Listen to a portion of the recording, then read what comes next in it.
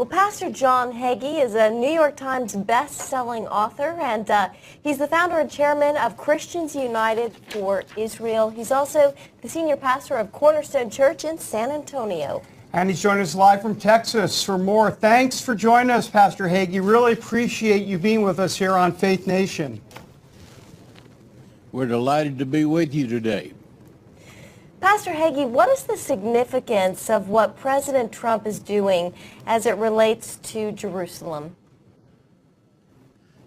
What President Trump is doing is one of the most courageous political things that's been done in Washington in a long time. Many presidents have promised to move the embassy and declare Jerusalem as the eternal capital, but they have promised without performing. President Trump, when I spoke to him in the White House about this several weeks ago, he said this very emphatically. He said, "Other presidents have failed you, but I will not disappoint the Christian community in this issue. I will stand with Israel, and we will, at some point in time, move the embassy." Well, you just led me into my next question. I was curious about some of your interactions with the president on this. Can you tell us a little bit? I know you've visited him at times at the White House. What has that been like? And it seems like he, for sure, is committed to Israel. When you meet when you meet the president, he's very cordial. He's very warm. He's very engaging.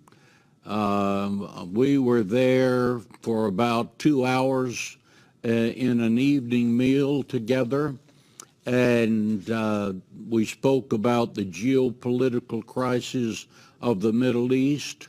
We spoke about what his thoughts were about moving the embassy, and I talked to him about the significance of moving the embassy in the Jubilee year, because I told him that God measures everything in modules of 50 years.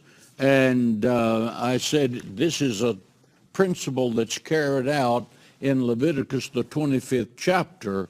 I said, if you look at 1917, it was a Jubilee year, and the Balfour Amendment came, and then in 50 years was 1967, and Jerusalem was reconnected to Israel, and you add 50 to 1967, and you're in 2017. I said, this is the year to move the embassy and make that declaration, because it is a biblical timing of absolute precision.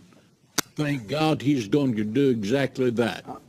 Pastor Hagee, I want to follow up with you on that real quick. Do you get a sense that he understands the biblical significance of this? Or, you know, this is not necessarily in the world he's traveled in for decades.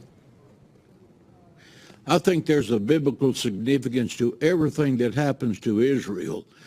David writes in the book of Psalms, God has a set time to show grace and mercy to the Jewish people. And that set time is always calibrated by whether the Jewish people are in the land or out of the land. In other words, God's prophetic clock is not ticking until the Jewish people are in the land of Israel. That clock started ticking again when the Balfour Amendment became reality and the Jewish people came back to the state. So I believe at this point in time, Israel is God's stopwatch for everything that happens to every nation, including America, from now until the rapture of the church and beyond. And Pastor, finally, for Christians who don't know a lot about Israel, why should they care? Christians should care about Israel because the entirety of the Bible, beginning at Genesis all the way to the end, is God's position paper on the Jewish people.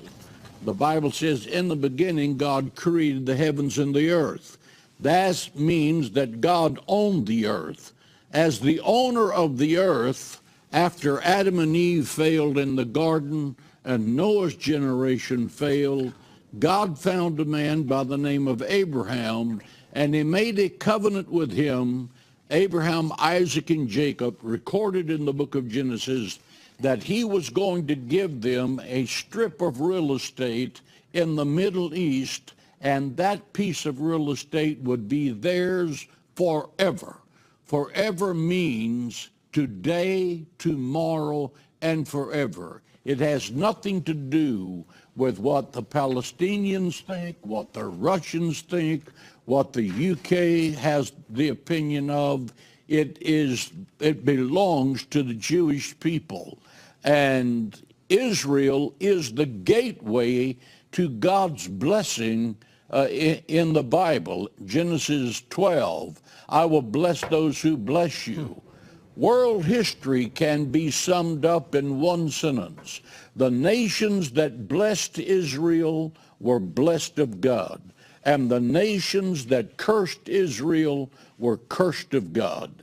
The Egyptians cursed the Jewish people, and God wiped them out. He drowned their army in the Red Sea. He sent plagues to destroy their wealth. Where are the Babylonians? They're gone. Where are the Persians? They're gone. Where is the Roman Empire? It's gone. Where is the former Great Britain? It's now reduced to one island. Where are the lunatic Nazis who followed Adolf Hitler? They have been wiped off the face of the earth. Where is Israel? It is alive, it's prospering, it's growing, it is still the apple of God's eye.